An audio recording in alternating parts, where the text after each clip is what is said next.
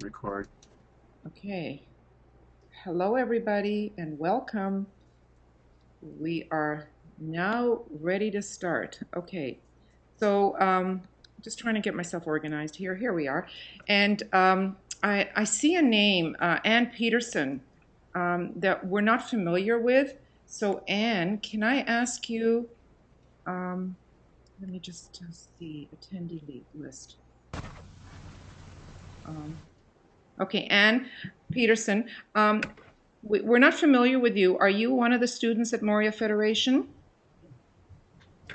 Uh, do you hear me? Yes. Hello, Anne? Anne? I hear you. I heard Yes, Anne. So, this is better.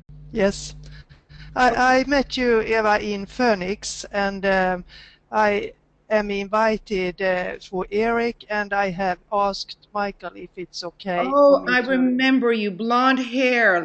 I remember from one of the countries close to Eric, right? Yes, Sweden, Sweden. Yes, yes, of course. I remember you. So, welcome. Yeah, We just didn't thank know you. who you were, and we want to make sure that, everybody that's here is either invited or part of the organization, Moria Federation. So, welcome. Thank you. Okay, so I think we can get started, everybody. I'm just looking to see who all is here. The way I think we're going to need to structure this today is perhaps not have an open question and answer period. And why I say that is that there is so much material to cover that I'm a little concerned that we won't even get to finish everything. So I'm going to ask all of you who have questions as a result of the presentation to please post them on the student union. And of course, they will be addressed and answered. And based on the kinds of questions you all ask, we can have a follow up. Because, as I said, I doubt very much I can get through everything today, and I'll definitely need to do um, another presentation on soul. Is what I'm thinking. I think today will be personality only. You see, many years ago, over 20 years ago, when I started to put together the workshop, it was a 5-day workshop. It dwindled down eventually to 2 days, which is a weekend and a Friday night. And because so many people were working and falling asleep Friday nights, we had to erase Friday nights from the program. And so over the years, it got honed and honed into a weekend workshop or a weekend seminar. So if you can imagine all the hours from 9 to 6 with an hour for lunch and a couple of breaks is when all of this is being taught. Now I'm trying to squeeze it all into hour and a half to maybe an hour and 45 sessions here. And so I find myself rushing a little bit through my delivery because I want you all to get everything. I don't want to shortchange you. So this is my concern is not getting finished and not knowing exactly where to stop here because one thing leads into the next. So it's not the best segue to actually say I'm going to stop now, but we'll see as we go along. So I hope you all understand that and you bear with me, but I'm definitely inviting you to submit questions if there are any.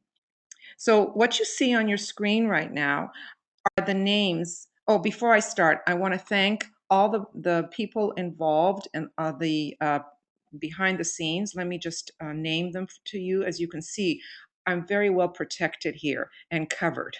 We have BL, we have Joe Waltz, we have Kay, we have, did I leave anybody out? Of course, Brett. And so these people are all behind the scenes helping me. So this is a community effort, if you know what I mean. Okay, so let's get started here. The names. By now, you're all familiar with the 7 rays and their names. And if you've spent any time on just pondering on the names, it'll tell you a lot about the ray. One of the things that is worth looking at is the what we call the hard lines and the soft lines of the rays, which says an awful lot about the rays. There's a real strong relationship with all the hardline rays, and you can see them listed one under the other from 1, 3, 5, and 7, and their symbols. Even the symbols have hard edges to them. So we look at an arrow for the first ray, or a dot. Well, a dot maybe doesn't have a heart symbol, but okay.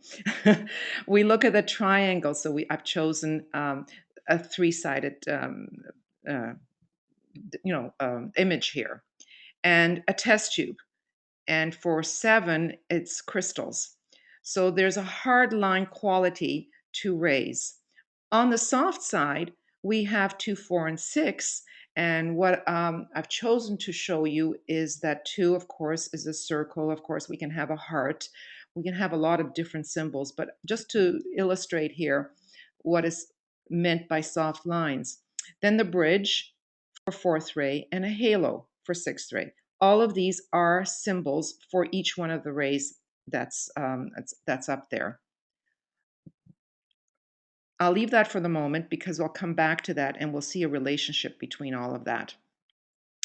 Want to talk a little bit about adulthood. We all talk about what is an adult, and esoterically speaking, adulthood is not related to age.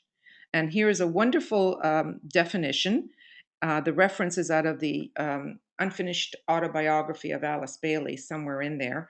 And it basically says that it's a synthesis of the physical nature, of the vital activity, which is what we call the etheric, the sum total of emotional states and feelings, and the mind through evolutionary progression and a conscious effort. Why a conscious effort? And we will see that is because one needs to evolve, one needs to grow. That is what we call a personality. So we could equate that adulthood and personality are the same, understood esoterically. So, what do we mean by a personality? And how are the rays starting to form through a personality? One of the things that was a major shock to me when I first started to learn about this kind of spiritual development was that the personality, by its very nature, is very, very selfish. I never thought that the personality was as selfish as I came to understand. And in that state, it is not what we even call a personality, but we use the word personality in our physical plane life, not necessarily from an esoteric perspective. We can say, oh, look at that person. He's quite the personality, which does not really speak to an esoteric understanding of the personality. A personality is something we grow, something that has to evolve. So, in its early state, it's dysfunctional, it is selfish, harmful because it is only thinking of itself, and really quite unstable. It's got instinct, and I'm going across. You can see me going really across here. Instinctual responses to all the lower desires. The personality ray is not even seen yet. It's not even demonstrated. It's not really there yet. It's just beginning to coalesce and come together. And that takes thousands of years, guys, thousands of years. When we finally reach the point of being an integrated personality, we've come a long way. Integrated, I mean, I seem to show you here as a jump from a dysfunctional personality right to an integrated personality, but that takes such a long time on working on character, on working on making oneself a better person.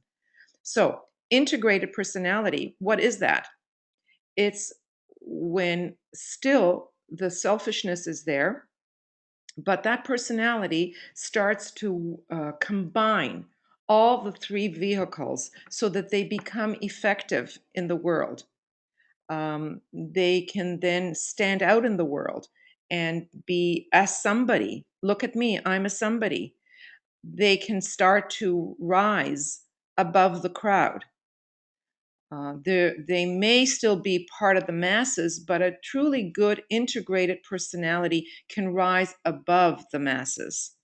And in that way, they are effective people. They can be quite creative because the mind is now functioning to some degree, and they can be successful. So there's a lot of integrated personalities out in the world where there is a dominant ray quality to them. But at this point, they are still, as I said, receptive to mass ideas. They are receptive to mass ideas because they're not really influenced yet by soul. They're not independent in their consciousness yet. So then again, many lives go by, and this personality works on becoming what we say a soul influence personality. It might involve the inner warfare of what we call the dark night of the soul, or the battle between soul and personality. I would say that many of us involved here on our spiritual path are somewhere in there, you see, because many of us are starting to become more conscious of soul, to be more influenced by soul, and therefore there's constantly this battle. Should I, shouldn't I? Is this more personality or is this more soul? The inner voices that I hear, are they more personality voices? Is that what I really want to hear? Or is that a soul voice? So there's a real battle going on here.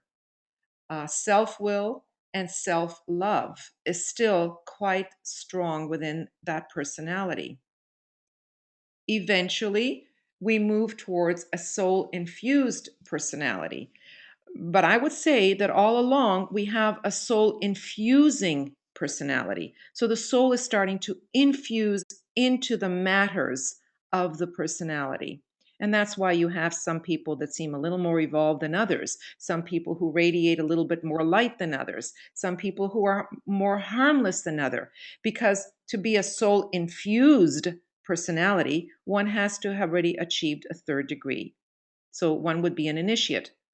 How many of us are, right?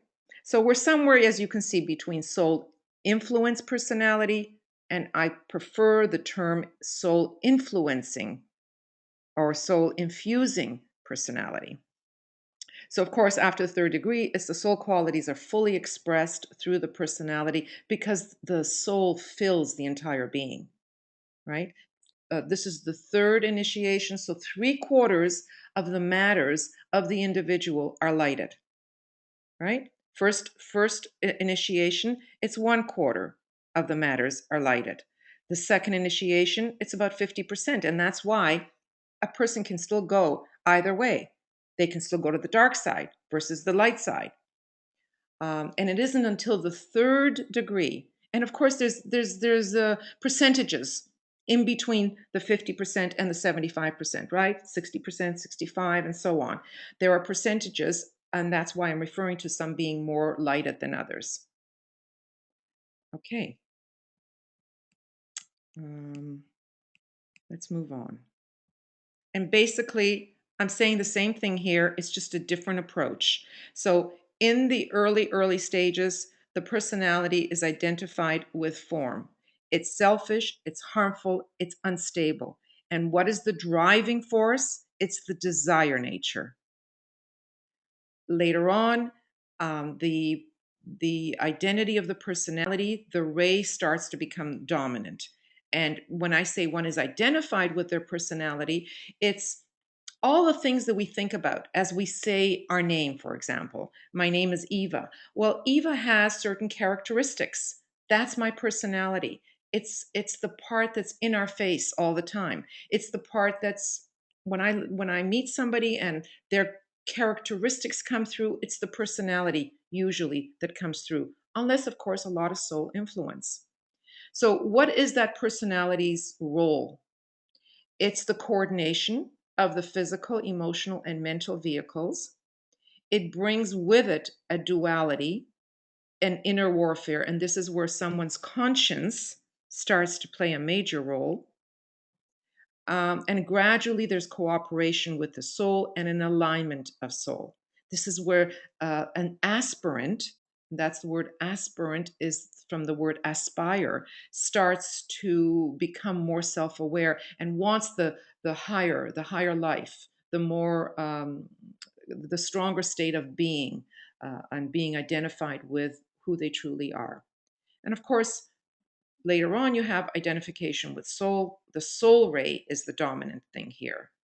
and full qualities of soul are expressed, and one really starts to get a handle on their purpose. And service is the life. And again, I want to emphasize all the various things to look for within a personality.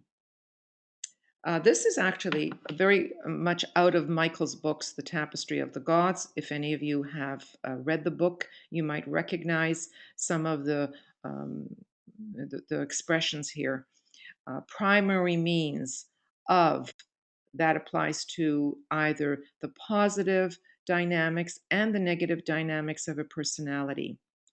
Um, so the positive would be, what does the personality do? It's supposed to express the soul within the three worlds of human evolution. That's what the personality is meant to do. It's meant to be the vehicle for the soul. Because the soul, how does the soul express? It's got to be through a vehicle of sorts. And that's what the personality is meant to do. The other thing that the personality is meant to do is integrate and coordinate the mental, emotional, and physical vehicles, and establishing a personal identity. That identity is an important part of one's evolution. You are identified, as I said, as a personality. And it's another primary means is of establishing genuine self-reliance and distinction from the masses. As long as one is so influenced by the masses, they're not thinking for themselves. They're not expressing their true reality, their true understanding. So, and we see a lot of people that are rising above the masses. And interesting that it's the preliminary vocation. Why is it the preliminary vocation? We usually fall into a vocation based on the ray of the mind. Because what if we're interested in sciences, we're going to find a vocation that lends itself to sciences. If we're interested in humanities, we're going to find a vocation lending itself to humanities.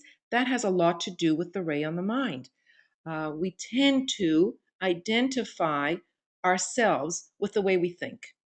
And this creates a difficulty later on in trying to identify the ray of the mental body and the ray of the personality.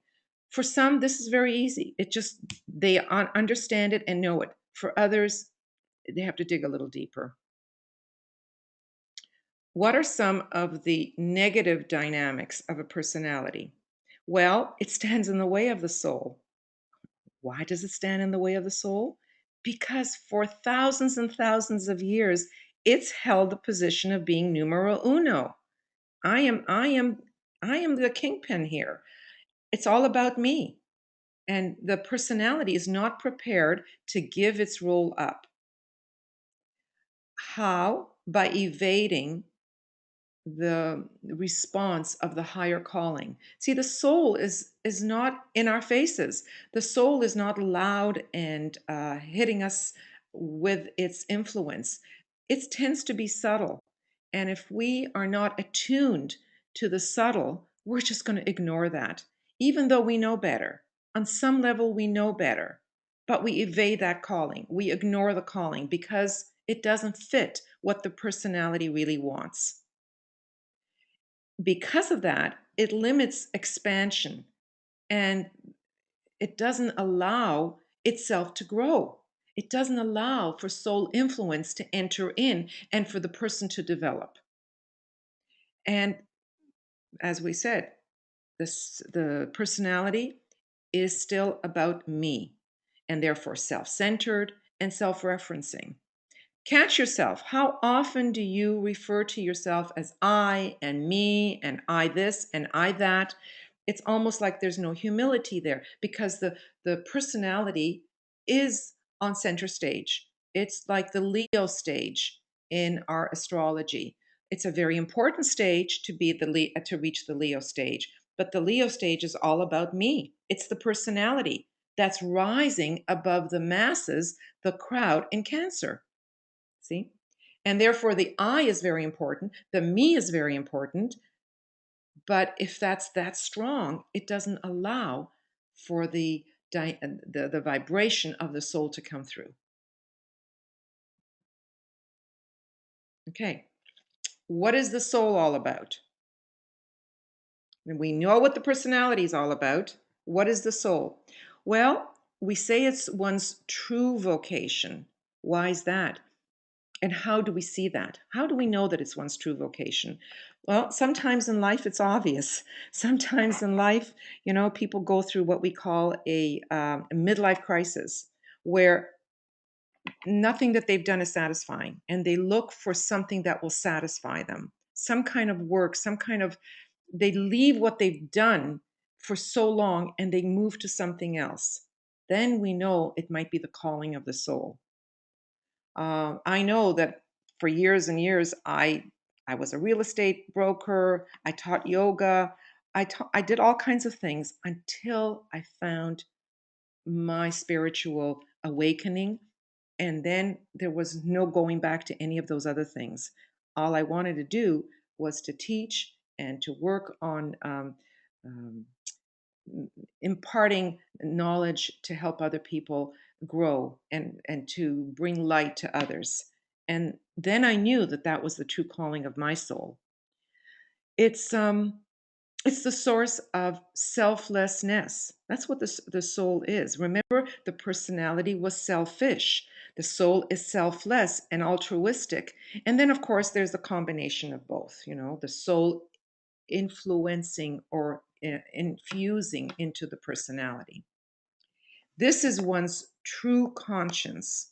Remember, I said the conscience starts to play a role. It's a very important step in one's development. But this is the true conscience, is the soul. Greatest sense of meaningfulness. And that is a good word when you ask yourself, is this really meaningful? Is this really fulfilling me? I remember many, many years ago going to parties and stuff, and I'd sit and I'd say, why am I even here? This is not fulfilling at all. And this is meaningless being with these people. And of course, you change your friends and you look for people that you have commonality with, and that commonality changes as you change. At the beginning, it's all personality stuff. Later on, it becomes deeper and more important relationships that we develop. It's a sense of the sacred.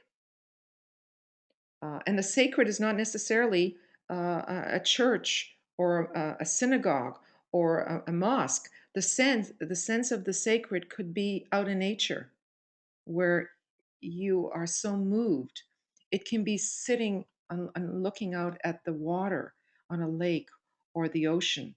Again, a sense of the sacred could be just being with a baby, just being with a baby, and the joy that we feel when we are with a baby. There is no one that smiles when they see these little babies that is not a genuine smile that comes from the heart, which is a soul expression, because there's something really sacred with this wonderful, brand new created creature. And it's one's heart's desire. And if you are working with one's heart's desire, time just seems to go forever. Like you don't have a sense of time. You don't say, oh my God, I can't wait to get out of here because I want to do something else. It's truly one's heart's desire. Okay, so just to show you um, in a chart form, soul is spiritual, personality is material. Soul is the cause, the personality is the result. Soul is the actor, and the personality is the mask.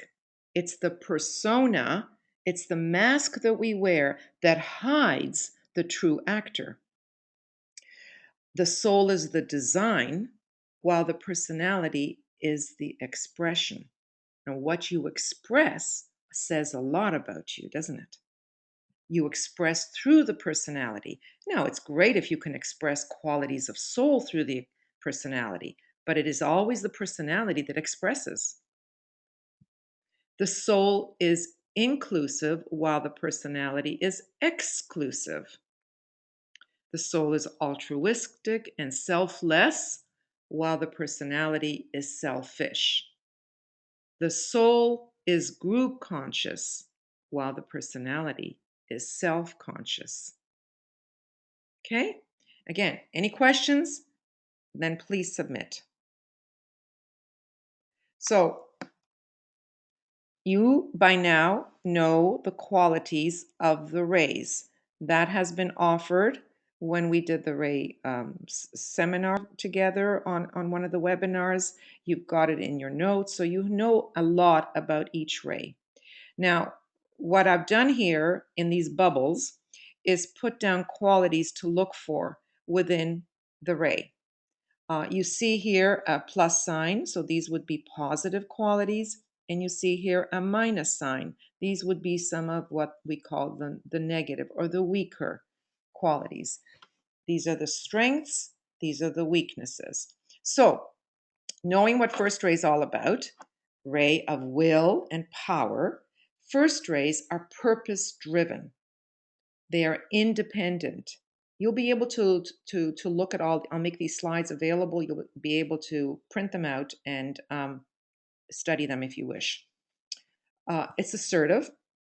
It's influential because of its assertion. It sounds like it knows. So therefore, they influence other people, as do people in politics or CEOs, or you can have first ray that's not in these high positions also. They are persistent. They do show leadership, pioneering. They're disciplined, controlled. Controlled. It's a very, here, the word controlled is not a negative word. And they can be very forceful. On the downside, which is the weaknesses, it can be willful, pride, power hungry, and because of the power, can be intimidating. First ray is a loner. They're on their own. They don't need other people. So they don't need all the warm fuzzies that go along with attachments or companionship and all that kind of stuff. They are on their own, a little bit isolative. They can be destructive and arrogant, authoritarian, and domineering. Any of the seven rays can be a personality ray. You can find a personality on any of the seven.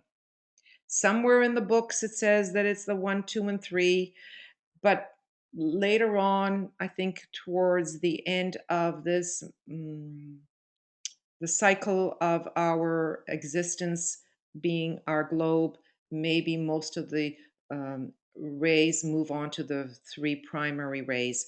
But that's not something for us to even think about or worry about. The Tibetan just teaches us that that is the procedure before pralaya sets in. So for the second ray, on the positive side, you have the second ray can be serene, can be cool. Why is a second ray cool? Well, second ray is supposed to be love, wisdom. Well, on the personality side, it can um, it can be overwhelmed with a lot of energies, and there's a softness to second ray, and therefore it protects itself, and it therefore can come across as being cool. We covered some of these qualities when we looked at the strengths and the weaknesses of the second ray. Um, it can be inclusive, understanding, caring, nurturing, empathetic, kind, gentle, patient, tactful, or even scholarly. On some of the weaknesses, it can be fearful. Again, fearful of overwhelm, fearful of too much energy, too much absorption of energy, which leads to timidity or self pity. Many times, second ray does not know its own boundaries, so it can have boundary issues. Inferiority complex, aloof for protection. They are aloof, that's the cool, right? Contempt for mental limitations of others. Most of them are scholarly, he's got love, wisdom, and there's a lack of patience there for the limitations of others. When I have seen second rate personalities, they tend to be on the quiet side. They tend to be behind the scenes. They don't want to be out in front. They're not good at public speaking. They find that uh, intimidating. Um, they are very helpful, but in a quiet way and behind the scenes. Second rate personalities tend to be on the quiet side and not all that in your face. First ray has a coolness as well. First ray is not doesn't have the warm fuzzies as we said. So it's got coolness as well. And it's very independent. Okay, we move on to the third ray. Third ray, as you know, is active, abstract intelligence. It's a busy ray. Therefore, third ray personalities are busy people. They adapt to circumstances. They are creative thinkers, even though the word thinker tends to speak of the mind. They still are great at ideas and networking and coming up with all kinds of resourcefulness, or maybe I have that later on. I do. I don't have to think, I can just read. They have facility with languages, skillful manipulators. And it's amazing if you watch Third Ray how they can make things all come together and they can manipulate energies. And again, it's not a negative here. And some of them have really good business acumen. They're doers. On the downside, intellectual pride. They know it all.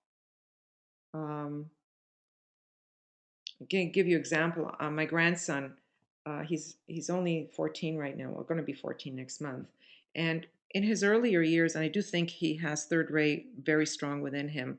Every time we would want to show him something on the ski hill or anything, yes, I know it. I know everything he knew everything.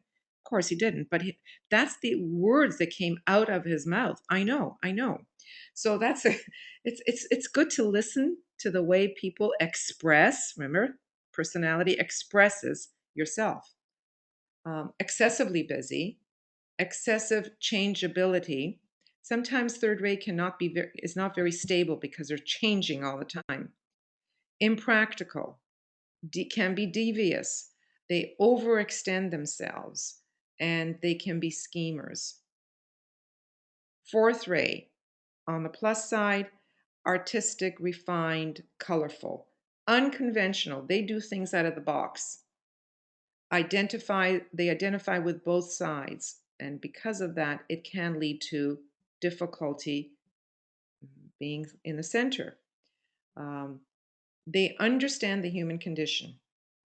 There is drama associated with fourth ray. It, I have a fourth ray friend. I love having lunch with her because I get to be entertained by all her life drama. Everything is dramatic. A simple thing that you and I would not, or some of us would not, not worth repeating, becomes so dramatic with this person. But it is entertaining because there's a presence to fourth rate personalities. That word isn't in there, but there is definitely a presence. And they can, when they speak, engage and get you to listen to them. They can be mediators. Temperamental is on the downside, lack of self control, this drama and this expression. They become enamored with their own drama. They create many times their dramas from one thing to the next. You know what? When there is no drama, they don't know how to handle this. Um, Cowardice. Cowardice is in there. I think we talked about this, but let me repeat why. Well, remember that fourth ray has this wide range of energy, and or this way you can look at it up or down. Well, this can be manic, this can be depression, this can be high, and this can be low. Well, if you're on the low side, the energy is not there, you're almost inert, and that can lead to cowardice. On the high side, it's unbridled self-expression. They have a very strong need for peace. They can be combative and unreliable, again, because of the drama. They get caught up in their drama and they don't make it there on time. You can't depend on them. These are all words that you would use for certain people with fourth rate personalities. Fifth rate personalities. In our circles, through the Moria Federation, there aren't that many fifth rate personalities because we don't attract them. But they're practical, they're curious, they're logical, You find them in areas of specialties. They become specialists as doctors or specialists as technicians or specialists and researchers. All the various specialties is where they find strength. And they're systems thinker, um, technical, inventive. They problem solve, and they can experiment. All the hard rays have a coolness to them. They have a hard line to them. So you see how we don't use words like love in here or anything. Not to say that they don't love, but there's a real connection between the hard line rays versus well, the hard line rays anyway. Let's leave it at that. Um, on the downside for fifth ray, inflexible, intense skepticism, excessive mentalism. Again, it's a word that is a mind word. It's not necessarily a personality word, but it expresses itself through the personality, that fifth ray, as a mental quality sometimes. Preoccupation with form. Fifth ray work with form in all their technicalities, experimental stuff that they do. It's with the form, and they can get bogged down in detail, the detail of the form, and they lose sight of the big picture. That's why they can work with the smallest little atom in a laboratory, the little tiny things. Socially awkward, and non-magnetic.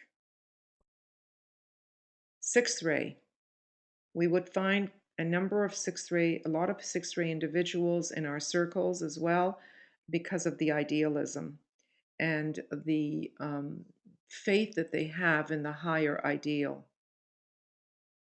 Sincerity, earnest.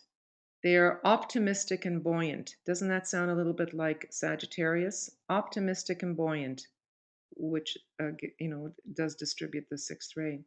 They're champion of causes, one pointed, just like Sagittarius, undeviating, goal driven, faithful, and loyal, as well as committed. I'm committed to the one I love, right? And on the downside, excessive, um, uncompromising, because they know what is right, the truth, what is right for them. And so therefore they don't compromise as they understand it, as they see it. Um, they are not all that receptive to newer things because there's a real strong sense of what the ideal is, what the reason is, what the cause is that they're fighting for, that they believe in. Strong belief here. They tend to be followers and dependent on others, gullible, naive, constantly striving to measure up. There's so many sixth ray personalities and sixth ray souls still around. And um, if the bar is high, you don't measure up. I'm not good enough, all the shoulds. These are all part of the sixth ray. I don't deserve this because I wasn't, I'm not good enough. How could you pick me? I don't deserve. These are all sixth ray expressions. They can be militant. They fight for what they believe in. This is where you have that they champion causes. They can be intolerant and fanatical to the extreme. Um, we have a friend who is a fantastic endodontist. And when we see him at our ski club, it's as if this man has blinders on. He has a goal and he just walks towards that goal, not seeing anybody else on either side of the periphery of those blinders. And he doesn't mean later on when we say, you just walked right by me and you never said hello or anything. He doesn't mean to do that. It's just that he's driven. He's driven to whatever that goal is. As a result, he was very successful. He's successful at whatever he does because he's driven. So we see that in sixth ray individuals. And we see that sixth ray individuals can also be very fun to be with because there's a buoyancy to their personality. They lift people up because they can be happy and they tend to smile a lot and laugh a lot. It's fun being with sixth ray individuals. At least that's what I find. Seventh ray.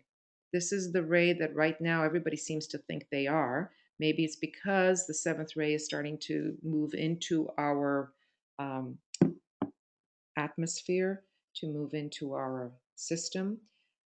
Seventh ray is starting to cycle in, as well as it is the ray of Uranus, which is the ruler of Aquarius. And we're moving into the Aquarian age. So you have a double whammy of the seventh ray here. You've got the seventh ray cycling in, and you have the seventh ray as the ruling planet for Aquarius. So seventh ray tends to be structured. They're organizers. They manage things well. There's a real strong respect for the law. They tend to be polite and courteous, team workers, work well with the form. Some of them have etheric sensitivity, and that's why they do well with healing. Um, Many of them work in massages and that kind of work. They There's another side to seventh ray, and they will reform. I think when I offer this talk on the rays, any of the words that have the word form in it are good seventh ray words like reform, conform, um, deform, transform. So you understand what I'm saying. And they do like protocol. Martha Stewart is a perfect example of following rules and protocol. Um, Sometimes on the downside, they really can become a little crystallized, which is one of the symbols for the seventh ray. It's a crystal. Can become quite crystallized, rigid in their orderliness, rigid in their routines, rigid in the way their habits are, so that when that gets changed, that doesn't do too well. Therefore, are become resistant to change, sometimes overabsorbed with their appearance. And if the appearance is important, then they become judgmental. See how one goes hand in hand with the other? Conformists, they conform, like the word form is there. They conform because they don't take risks the way third rate takes risks or the way first rate takes risks. They stick to what is known, the protocol of what is known, the law. We stick to the law. We don't break the law. They wouldn't have done well in cowboy and Indian time, right? They follow the letter of the law and they are quite regimented. Many times when I've done workshops, seventh ray sometimes isn't that obvious to people. And one of the things I often ask people are, what are your drawers like? What is your underwear drawer like? How do you put your clothes away? Do you Are they neat? Or do you just throw things in the drawer? How do you line things up? Or do you line things up? So these are all things that you can ask yourself to see if, in fact, you have a seventh ray personality. Uh, some people have messy desks, and yet they know little pile, what each little pile represents.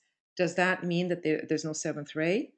Not necessarily. My husband and I both are seventh ray personalities. His desk can be a little messy, but he has his piles and he knows what's in each pile. I can also kind of leave things in a pile and forget about it. But my drawers are really, really neat. I'm a fuss pot. My grandkids call me a nag because I'm always, you know, keep everything clean, keep everything in order, take your dishes away, don't leave anything.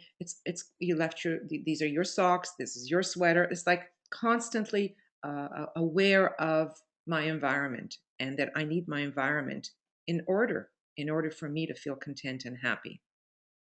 So now, hopefully, this will give you some idea of what your personality expression might be or what the ray on your personality might be. I really wish I had the time to ask if you have any questions, because this would be a wonderful opportunity. But I'm going to move on. This is the chart for the Constitution of Man that many of you may or may not be familiar with.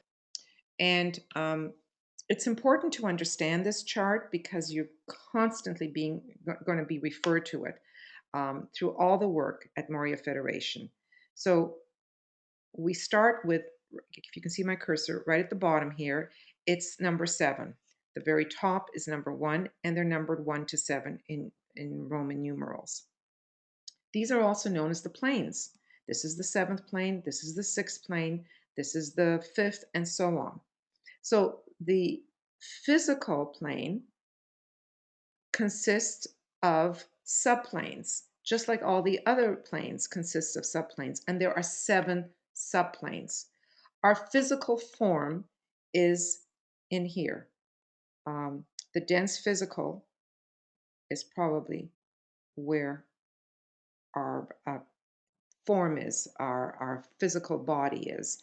And somewhere in here is our etheric, because etheric is separate and the dense physical is separate. Um, Obviously, the etheric is going to be made up of um, energy that's finer, more refined, and not as dense as the physical form is. And that is number 7. So when we get to start looking at the rays associated with the various vehicles, 7 would lend itself very much to the physical form because it is the ray of the physical. If we move up, we go to the 6th ray, and the 6th ray is the home of the emotions, the astral plane. And so 6th ray would lend itself very much for our astral or emotional body, our emotional vehicle.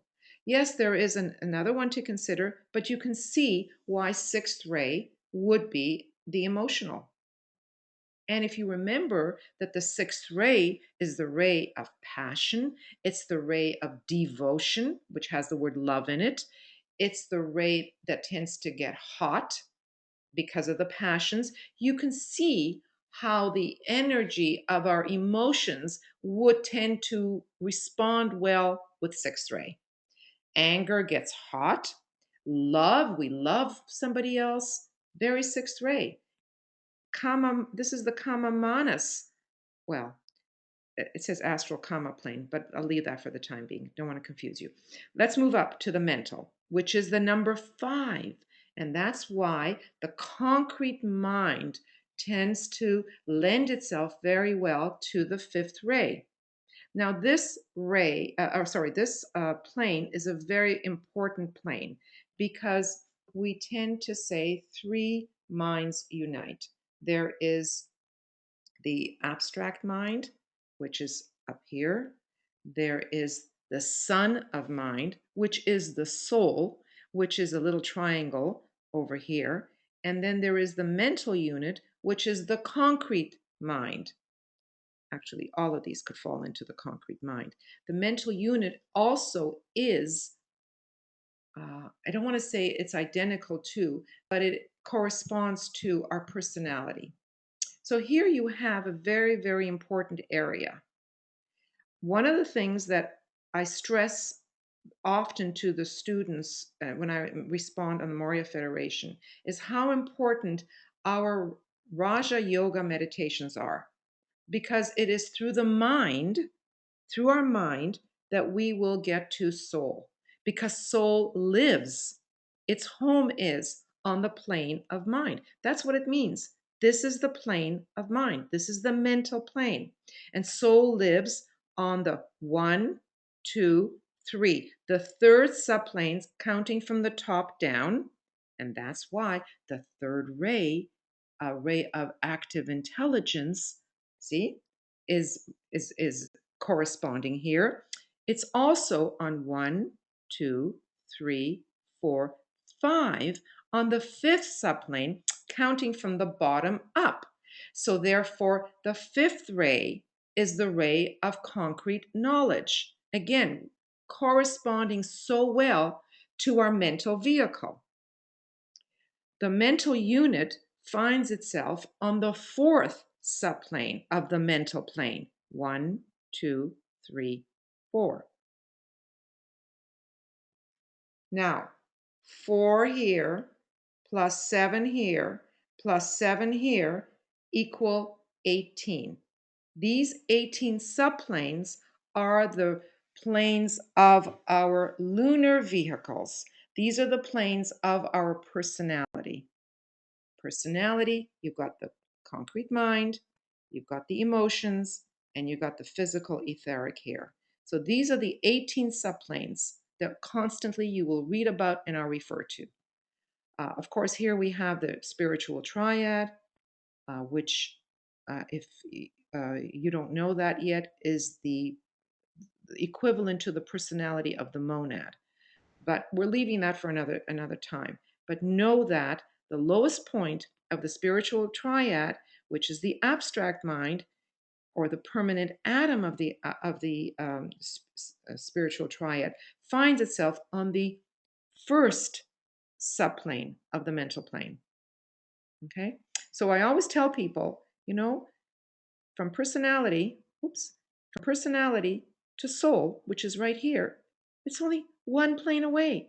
Soul isn't that far away. It's within our reach. All we have to do is be open to it and reach for it. It's not like it's way, way up here. It's right there. It's so close. And how do we do that? We build the antikarana. We build the bridge from here to here, right? And all that you are being trained to do is to build that bridge and to be open to soul, to infuse soul into the personality. Okay, I'll come back to this. I'll refer to this as we go through some of the other things. Okay, now we're going to deal with the mental body. What is a mental vehicle? The mental vehicle is our concrete mind, right? How we learn, how we write, and how we string thoughts together. It is the way we analyze. It is the way we gather and process data so that we problem solve. See, the mental body is not the mind. Do we understand that? The mind is a lot more than the mental body. The mind consists of consciousness as well as mental substance. Within the mind, there is the mental body, but the mind is a lot more than the mental body. The brain is not the mental body. The brain is an instrument for the mental body because what we think, we then send we fire contacts to the various parts of the brain to be able to carry out the various things that the brain does. So the mental body is what we're going to look at. How we think, how we learn, how we write, and how we string thoughts together. See, the approach that I am taking is a fifth ray approach. We're looking at the parts in order to understand the whole. This includes adaptability or lack thereof within the mind. Now remember, the mind is more than just the mental body. The possible rays on the mental vehicle from the most common to the least are 5. Now you know why 5, because it is the plane that is the mental plane. The fourth the fourth ray is the ray of humanity. So we're going to find that fourth ray there. Could be on the mental vehicle. First ray can be on the mental vehicle. And the third ray only once one is an awakened person already on the spiritual path, because it tends to be a more, how do I say this? With the abstract quality. Not that it's more intelligent, but it can reach into higher and larger realms than, let's say, the fifth ray can. So it can only apply to someone who's somewhat awakened. We're not going to look at 7 and 2 because they are very rare. We're not going to look at 6, and yet the Buddha, we are told, had a sixth ray mental vehicle. Go no. Okay. But how do we know all of this? A lot of it is through observation, but it is a result of the Tibetan having his students, of which he wrote in Dina 1 and 2. And he gave many of the students their ray chart. And then later on, it was analyzed. And so many, let's say, first ray, so many second ray, so many third ray. And we were able to statistically, not me, I wasn't involved in that, but other people did that. They statistically took what is the most common ray on the mind, what is the most common ray on the astral vehicle, and that's how they arrived at in the early stages of knowing which ray is on what vehicle. And from having taught this for over 20 years and observing people, I would concur with a lot of what has already been said. Okay, okay, there we go. I took that other thing out. The mental body, fifth ray, the most common. Even though fifth ray, you might say, well, I'm not very mechanical, I'm not very technical. That's not how it works out in the mind. Fifth ray on the mind is about clarity. It's about precision. Remember, fifth ray looks at the small. They've got to be very precise. We had a laser as a symbol for the fifth ray. We had a microscope, so they have to be very precise. Instruments that are used for surgery, precision. So fifth ray is clarity, precision, inductive analysis, thinking things out, defining. If you find yourself needing to understand what the words mean, what does this mean? Like someone uses a word, or you read a word, what does it mean? I think, like I said to you guys, when I first started reading DK, I had a dictionary with me all the time. I wanted to know what the words mean. When I write a paper um, or write a report in Moria Federation, I'll define words because that's how my mind works.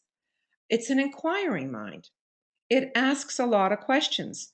Do you find yourself, when you are in a group, that your hand goes up asking questions? Do you find yourself on webinars asking questions? Right? I drove my teachers crazy. I would ask questions all the time. I needed to understand it better. And so, therefore, I needed clarification. See, the word clarity is there, and inquiring, asking questions. It can be objective, it's not that attached. And it likes methodology. It likes a method. I know that when I had my own center, I was designated as the treasurer. I know the first thing about accounting. Well, I was shown how to do our books. And as long as I followed the method, I was fine. I had no idea of what credit and debit and all that kind of stuff was. I just followed the method. Okay. And many fifth rate minds find themselves in accounting. But that's not the way my fifth ray mind works. So you can see how not all these qualities are going to apply to every fifth ray mind. But the fifth ray does separate, takes things apart, just like I'm doing right now as we're working with this. It tends to be cautious and convergent, bringing things together in order to understand the larger. Doesn't necessarily see the larger right away, but it brings it all together. On the downside, rigidity, narrowness, extreme concreteness. This is where you need proof for everything, right? Lack of perspective and critical. We're going to look at more qualities of the fifth ray mind in greater detail. Since I'm not going to be offering this in the next little while again, I didn't want to leave things out for you, okay? I wanted to make it as full as possible, as if you were in a classroom with me. So we tend to use the word scientific because it is the ray of science, right? But it does not necessarily mean you have to have a scientific mind. It's a questioning mind, as I said. Curious, wants to know, investigates, it probes deeper, deeper, deeper, deeper. Precise and accurate and exact. No fuzzy edges. Highly focused, concentrated mind, understands process, can be laser-like. Concrete mindedness versus abstract. This is not your abstract qualities, but that doesn't mean that at our stage of development, we can't think abstractly. That kind of abstract thinking has a lot to do with soul and how much soul is influencing in us, how much that mind, right, not just the mental vehicle, how much that mind has light in it as a result of soul. Therefore, one can still think abstractly, even though it's not the ray of abstract intelligence. Okay? Acutely analytical, it's discriminating, it separates, it takes things apart. It's sharp, keen, defining, hard edges, definiteness, detailed thought process. It can focus on the minutiae, on the tiny. No detail can be too small to be considered relevant. It's a literal mind, doesn't deal in multiple levels of interpretation. It's got a linear approach, step by step. This is where you get your methods, step by step. Number one, number two, number three. And sometimes fifth ray minds, when they're taking notes, might either put a dash and what they hear, another dash or a number, numbering it. Watch how you take notes. It's a lucid, light bestowing is lucid, a truthful mind that looks for clarity. Facts. You tell people certain things. Well, what are the facts on that? Or you get someone who wants to buy, let's say, an automobile, a new car. My husband, for example, he'll go out and he'll get brochures. Nowadays, he doesn't need to do that because everything is online. But he would get all the data with this car, all the data with another car, and all the data with the third consideration, and then he'd compare. So he would get his data and he would then compare and see what the data, what the information shows to make up his mind. Healthy skepticism until it becomes a fact. Although he's not into this, he doesn't deny this, but nothing here can be proven, right? Empirical, they need proof. Objective, clinical, can be working at arm's length. That's why they can do well in labs and any kind of experimentation. There's a mental detachment, impartial, unbiased mind, ideally cares only for the truth, disinterested, not involved emotionally. Again, with every experiment, if you're emotionally involved, you affect the outcome. It's that simple. They have discovered that when we observe a wave and a particle, our observation will determine how it comes through. Technical mind, it can handle technicalities, especially details, simply through knowledge. Mathematical, quantifying, enumerating, measuring mind.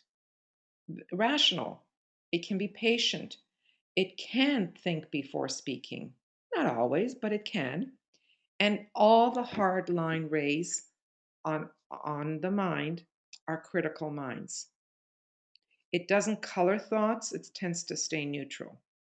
Its literary style is clear and lucid, um, precise, long-winded explanations.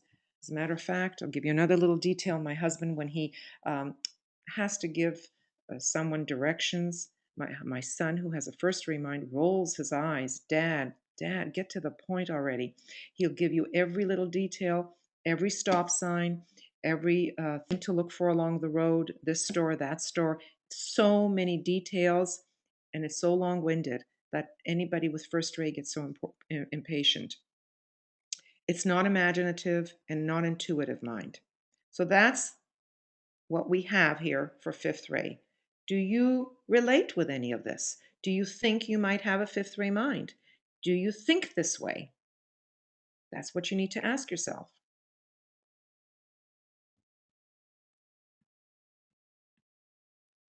We move on to the fourth ray. Remember, the fifth ray was the most common. Fourth ray is next. Like the qualities that we know of the fourth ray, we can apply them here to the mind. It's a bridging mind. It tends to um, associate. How do I mean that? If it hears if it hears a story, or if it hears somebody explain something, right away, a fourth ray mind tends to associate it with something they already know, right? Oh yeah, I can remember this, and this in my life, or this, and this. They constantly associating with information and what they already know. Um, it's word painting, so they use a lot of nice descriptive words to paint like you would with a palette of colors. It's imaginative. It can give metaphors or analogies uh, a lot in their writing or in their descriptions. It's aesthetic, so it likes beauty. Um, it's a feeling mind. This is very much a kama manasic mind. It feels in the mind.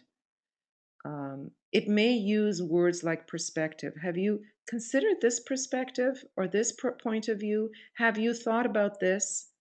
Um, so those are words that are very much fourth rate words, perspective, because they'll see things from the other side and they want to bridge between the two.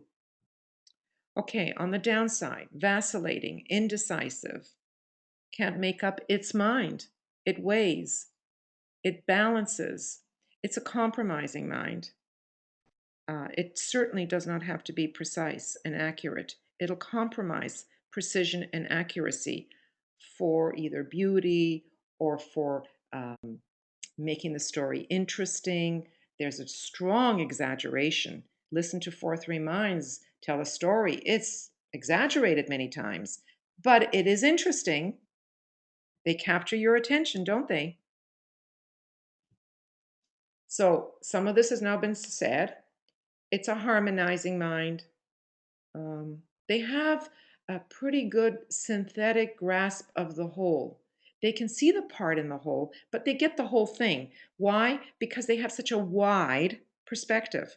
They have it's like the line. They can see this side, they can see this side, and everything in between. So there's this a wide perspective, and therefore they get it intuitively. It's a very intuitive mind. They don't have to think it out, think through the steps like fifth ray does. They just kind of get it. So many fourth ray minds over the years have said to me, I just as soon have the information wash over me. Hmm? They are not into taking notes. They don't want to know all the details. They just want to absorb it. It's a mediating mind, can see both sides, acts as a shuttle of information between two sides. Reconciling, resolving, sees points in common and can therefore bring them together, reconcile it. Unifying, integrating, synthesizing, non separative. Many times, fourth ray minds do not do well in the school system that uses fifth ray, and most school systems are based on fifth ray. It's Mercurian. See, it flows. Um, and they don't do well. You'll notice fourth ray minds do not take that many notes. Um, the exact detail of it is not that important. A weighing and balancing mind weighs both ends of the spectrum. Vacillating, as we said, indecisive, cannot make up its mind. Conflicted, struggle filled, crisis stressed mind. Um, a lot of people, um, you see, I know someone who's been in this work for many, many years and could not decide fourth ray personality or fourth ray mind. And she would, every time I would give her my feedback, she'd consider it for a while, and then she says, well, I changed my mind. And my email to her would be, who's the one that's changing and what part of you is changing? It's the mind that is changing. It's not the personality that is changing, it's mind. If the mind changes the mind, change your thought about it, it's the mind that's fourth ray. You see how I'm getting to this? So, but she was very conflicted, and therefore she thought, for years and years, she thought she had a fourth ray personality. But she wasn't that dramatic. She wasn't that, um, there wasn't that presence. Um, there was a softness to her, you see. So that there was no way that I saw that fourth ray as a personality ray. Antagonistic, argumentative. Oh, that's a good one here. Argumentative. If if you're constantly bringing up another perspective, it's almost like you're not accepting what the person is saying, and therefore you're playing devil's advocate, and that can be an argumentative mind. And that's another good word for a fourth ray mind, playing devil's advocate. And many times I will use that expression. I'd like to play devil's advocate just to give you a different perspective. For the longest time, Michael thought that I had a fourth ray mind. He still sometimes does, but I have a lot of Libra. So it kind of makes it think like I have a fourth ray mind. But I'm much more fifth ray in my mind than I am fourth ray. But I will use words like, let me give you another perspective, or let me play devil's advocate. So there is that bit of fourth ray somewhere there. Is it maybe a sub? I don't know. Is it a legacy? I don't know. Or presenting the opposite point of view in order to find a place of balance. See, fourth ray is forever trying to find a place of balance. Doesn't like uh, it not to be balanced, right? But can be on one side or the other. But it's in its own way, it's trying to harmonize. Receptive can be a passive mind. That's where you get the let me just absorb it. I don't want to think about it. Um, a rapid mental attunement and rapport, ability to get on the same wavelength as other people. In other words, fourth ray, as we know, is the ray of humanity, and therefore fourth ray immediately identifies with everyone, with everything. It's intuitive. It doesn't have to rationalize. It's an allowing mind, allows the entry of that which it cannot fathom. Therefore, it's open to all possibilities. Doesn't need proof, doesn't need facts. It's a feeling toned mind. Kama Manasic. Um, Now remember, all the soft rays have something in common.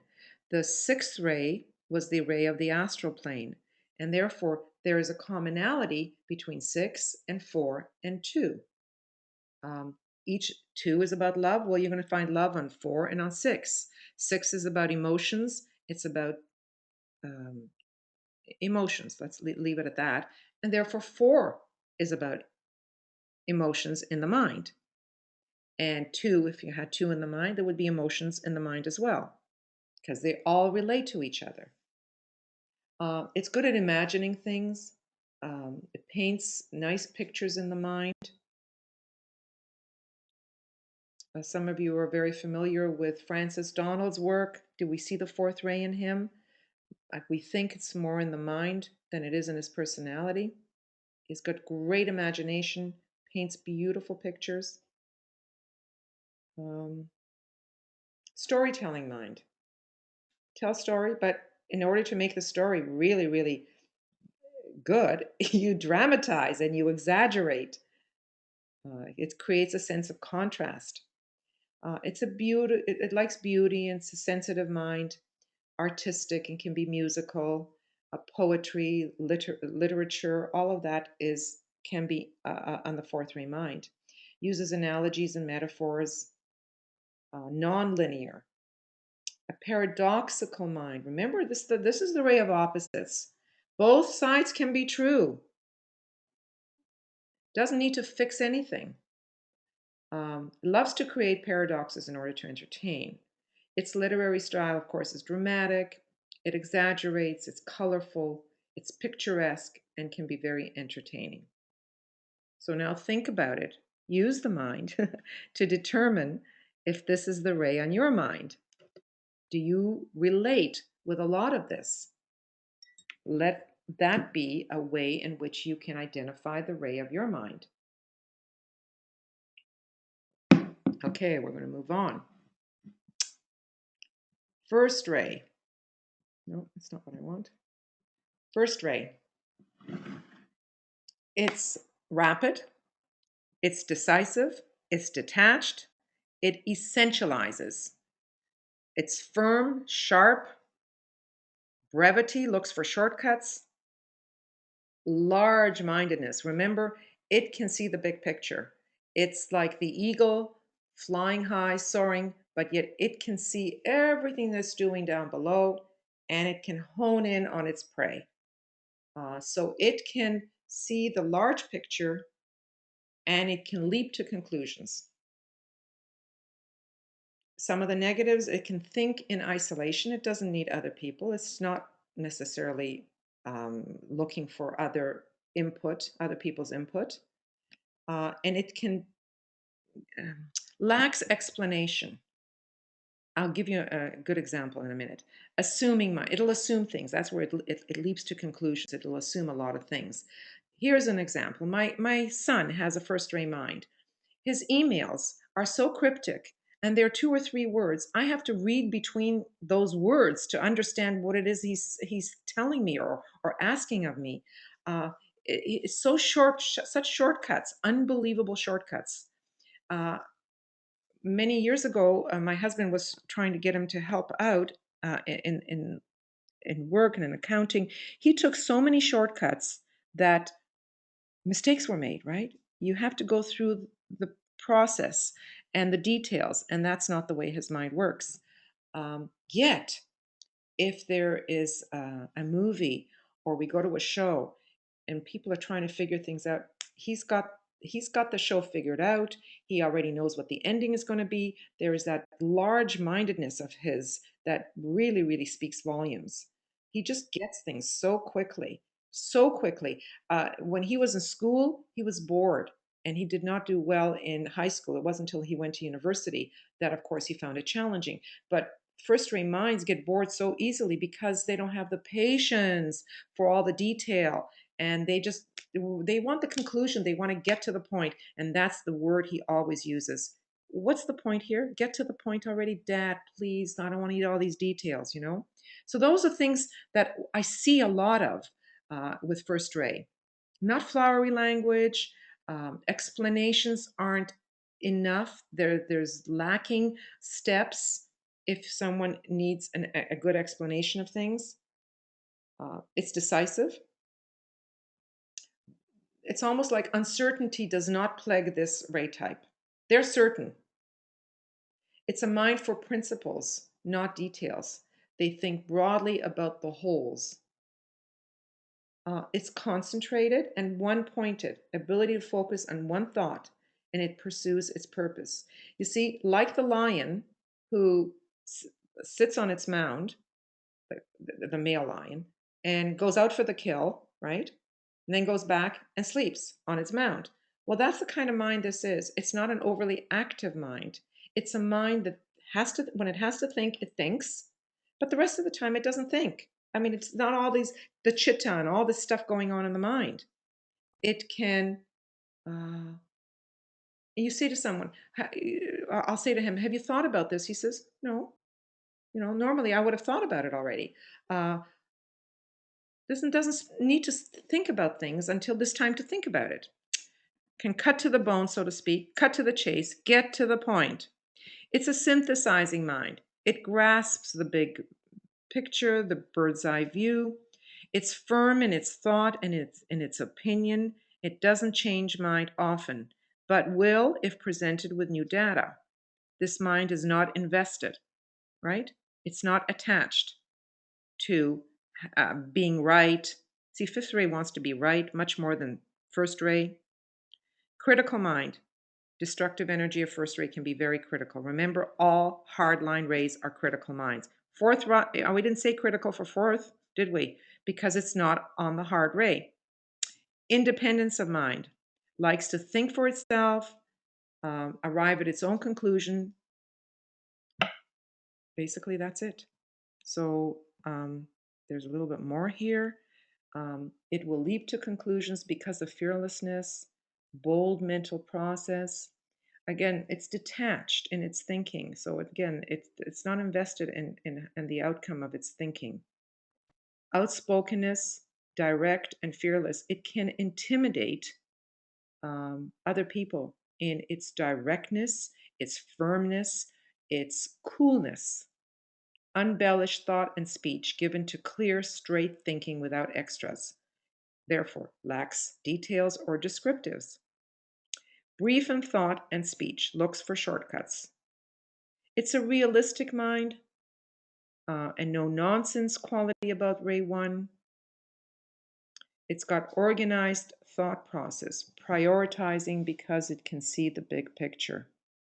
So, although one wouldn't think of prioritizing for um, the first ray mind, it's more of a seventh ray quality.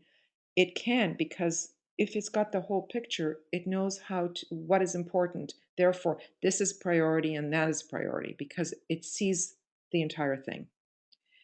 It's an occult mind. It can pierce through to essential and deal with the hidden reality. A literary style is strong, little care for style of finish.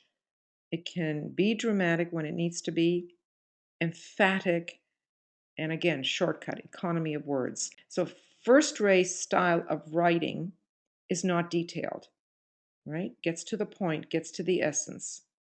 Even, well, I was going to talk about art, but art could also be confused with personality, so I won't say anything.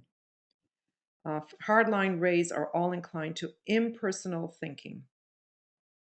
Okay, so do you relate to this kind of a mind? Do you relate to first ray?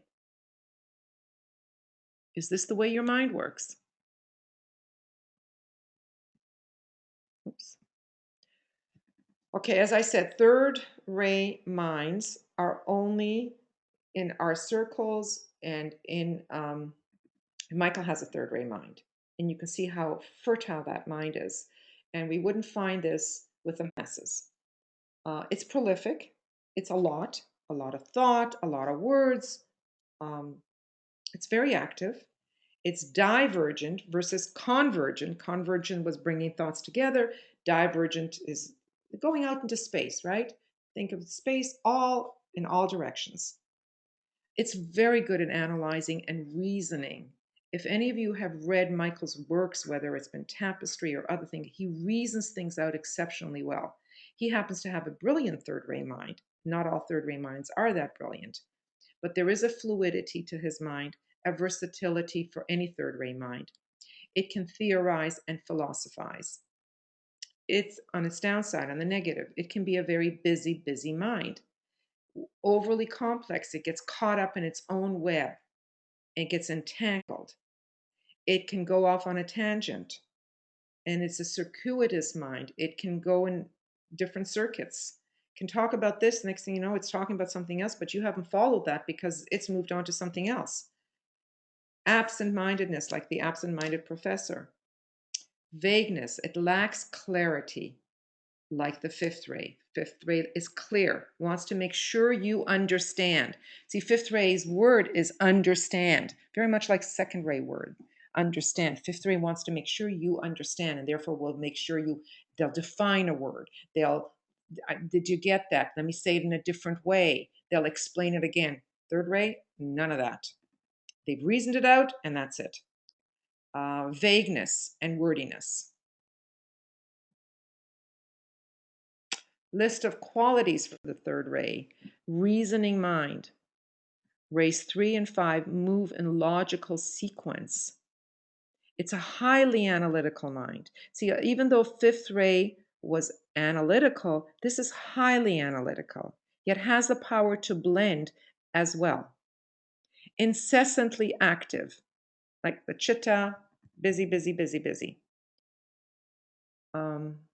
Deductive, logical, non-empirical. It does not need proof. It goes off on tangents. It's a manipulative mind, a power to move thoughts relative to other thoughts. Qualifying mind, caution because aware of implications and ramifications. So that's an interesting word here. It can be cautious because if it doesn't fit the theory or the thing that that person is thinking of, something else might be implied, and therefore it will qualify its thinking. Complex, involved thought processes, deals with many, while Ray 1, for example, is simple, is very, very simple. Simplicity. It's an intellectual mind, can be very smart, very brainy. Well, you can see that that mind wouldn't apply to the masses. They haven't sufficiently worked on their, developing the mind. They're not free thinking yet. It's a critical mind as well, highly verbal, communicative mind, creative, abundant thought forms.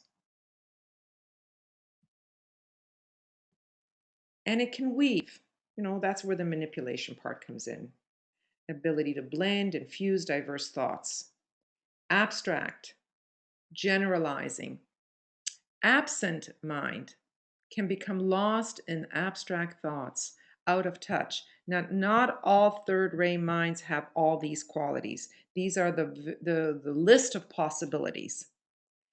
Planning, strategic, calculating mind, far-seeing mind, just like looking out in space, far-seeing, fluid, flexible, versatile. The shape of thought is easily modified. Kind of wonder what that actually means. In other words, they can move things around, right? They can be very, very versatile. Wide, eclectic mind. It's got the wide scope, which is a little bit different than the um, the wideness of fourth ray. Fourth ray can see this side, it can see that side, it can see what is in the middle. This is wide in the sense of thinking of space, the wholeness of space. So it's big in every direction, right? And it's different from large mindedness. Large mindedness sees the entire picture, gets it like this. This mind goes off on this tangent, goes off on that tangent. There's a wonderful slide that I've seen, and it's many people are using it on the internet, where you have all these lights streaming from the center. And I think they use it for space. Now you have thousands of lights streaming from the center. And that's how this mind can be. You see, it can go off on this tangent or on that tangent or on that tangent. Reminds me very much of a beautiful symbol for third ray. The web is again, these people would be great on the internet, on networking, on all this fertile creative processes that are so necessary um, in web work. Um, these are not the ones that are taking statistics and putting in data. That would be more fifth ray. But these are the ones that are creating the various networks and the various linking of this and that. It's a very resourceful mind, a diversity of relationships, more than one way. There's many different ways to think. There's many different sources to get information. And we talked about the fact that it can go in circuits. It's a branching mind, like the branches of a tree. It can be rotary motion, spiral, and look at all perspectives. Its thinking in straight line is difficult. It's very difficult for it to move in that direction. And it has a problem getting to the point, goes off on tangents. Because of the way a third ray mind works, it's very good for brainstorming. They are excellent think tanks. When you need to brainstorm, I remember being in a meeting at our board meeting, and we had to brainstorm. Boy, I couldn't do it. I couldn't think and be creative in the moment. And that's what third ray minds can do. Its literary style can be abstract, intellectual, complex, involved, analytical, excessively wordy. Many times I read third ray reports or people with a strong third ray, and I say to myself, what are they saying? What is being said here? You get lost in what is being said. Okay, we're gonna just a minute. I'm gonna move on to something else. Um,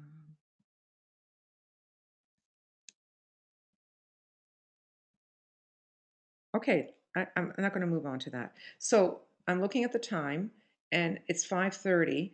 I almost feel if you want to hang in there, guys, I can take you off mute. I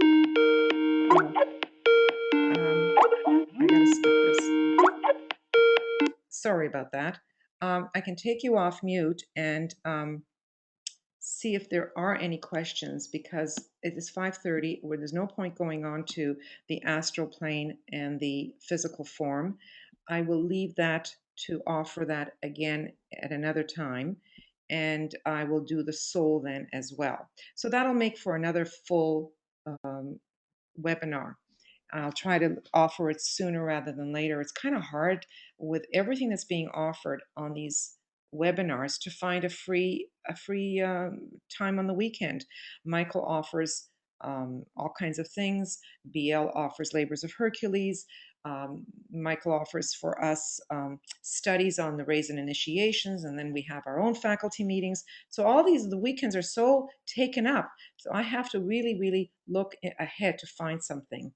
Anyway, here is what I can say. I will take you off mute. If you have a question, I, Eva, yes, uh, Tiago did put a question in the question box okay. already. So if you want to start with this one as you put people off of mute, or ask Tiago when you get him off mute, either way. Okay, let me just, I have to move this out of the way and I'm having a hard time. Why wasn't this moving? I've lost it now. Okay, uh, I've, this control thing. That's what it is. Okay, let's find. I have very Muted.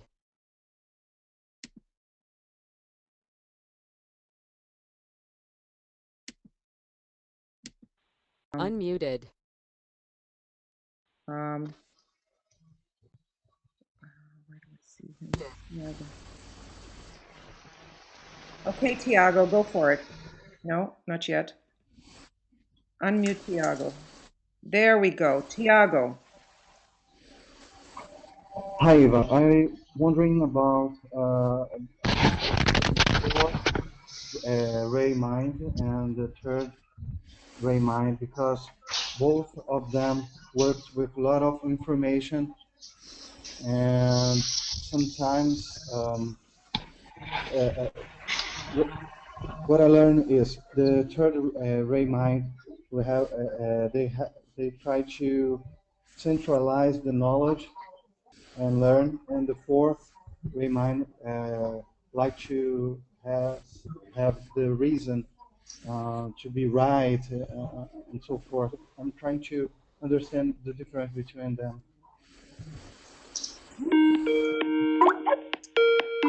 Oh my gosh, I'm getting all these.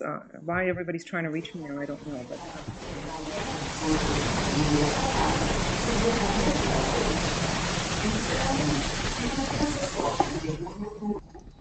I muted you, Tiago. I don't know if it was your computer that was making a lot of noise, but it sounded like the Niagara Falls.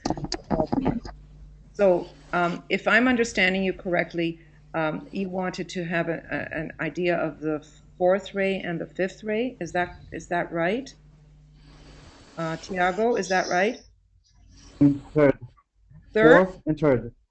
fourth, and Yeah, third. yeah, As the difference between them. well as you described, the words you used were not quite the words that I offered. So Okay. I think when you get this webinar.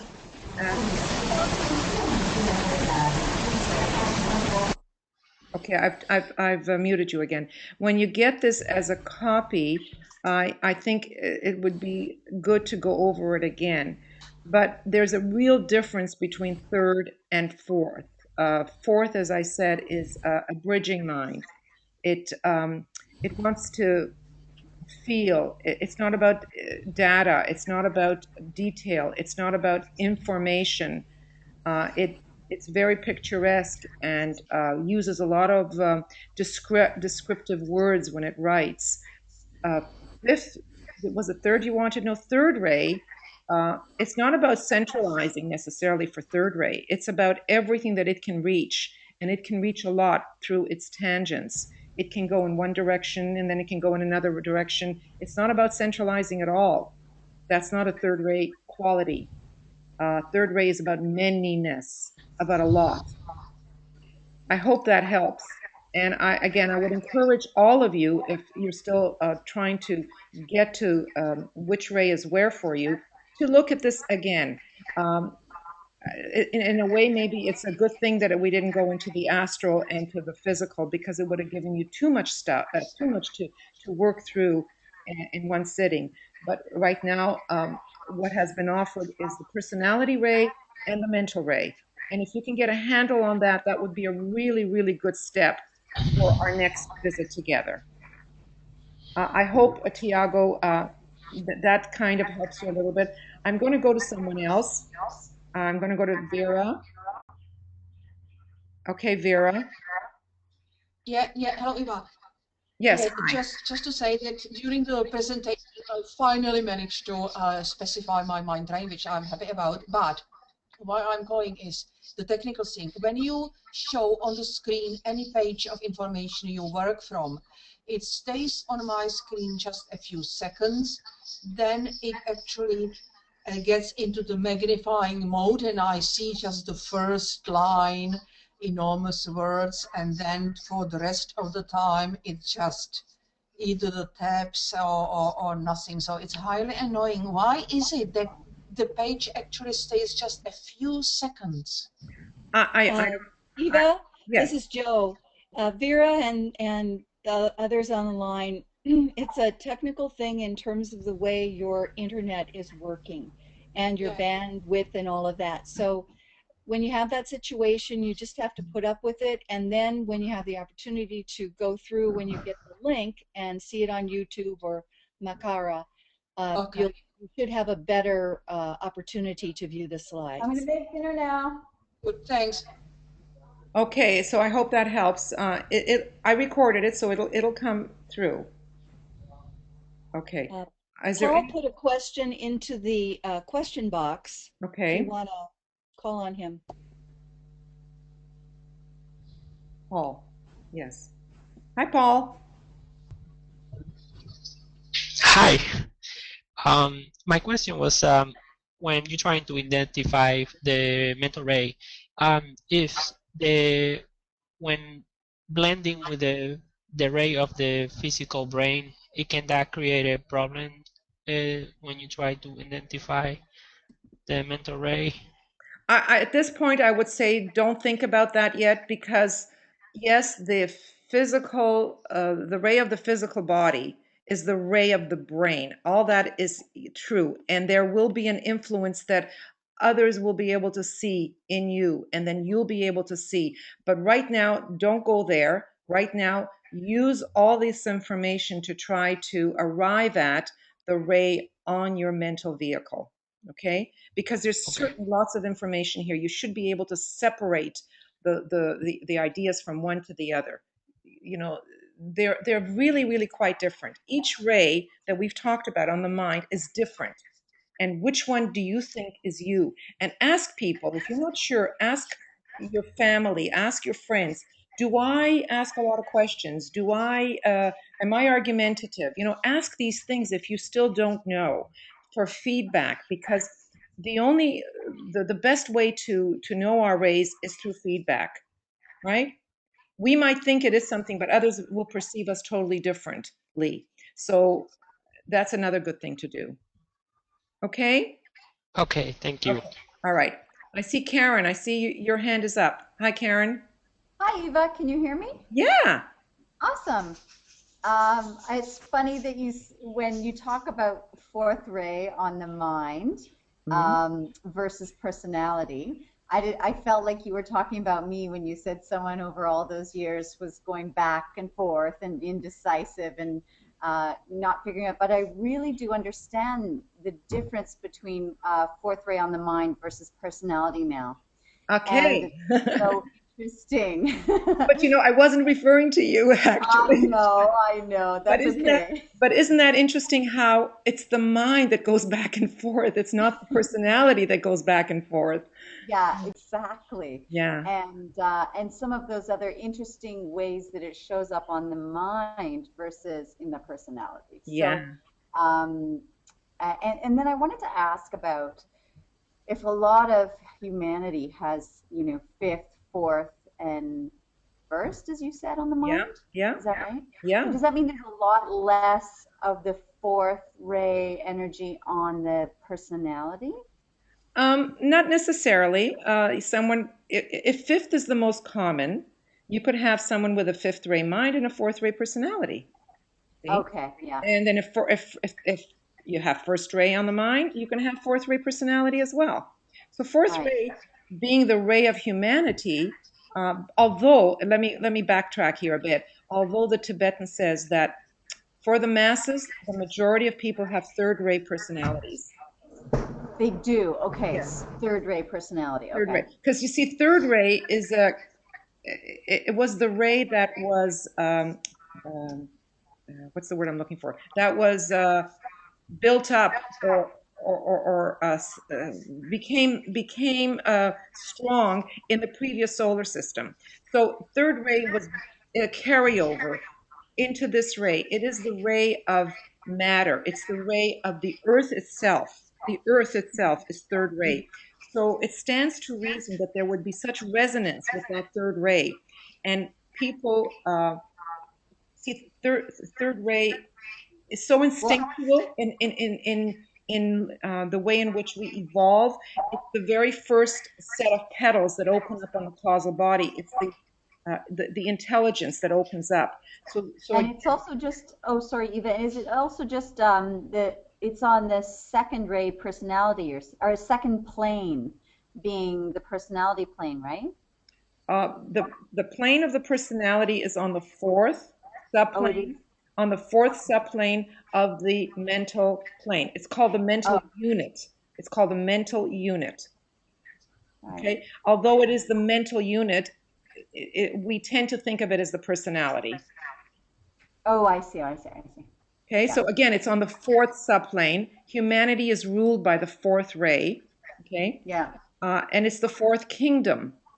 So no Mm-hmm. matter how you look at it, four is very, very applicable to us, and therefore it's common. It's common in our personalities. It's common in the mind. Mm-hmm. Mm-hmm. Okay. Okay, thanks, Eva. You're very welcome. Have a nice day. Thank you. Anybody else? And you said that there was a question. Anybody else sent in a question in the meantime? No.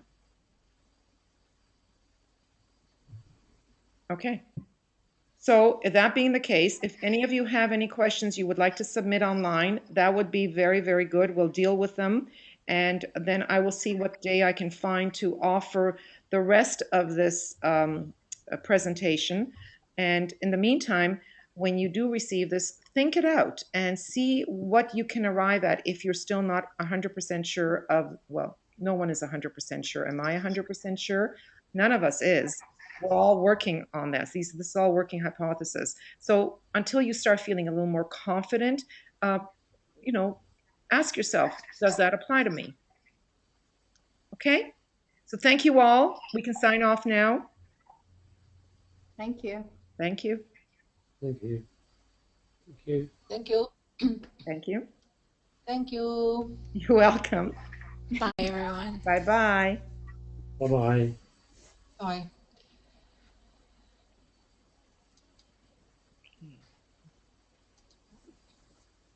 So in order to stop this now, what do I do?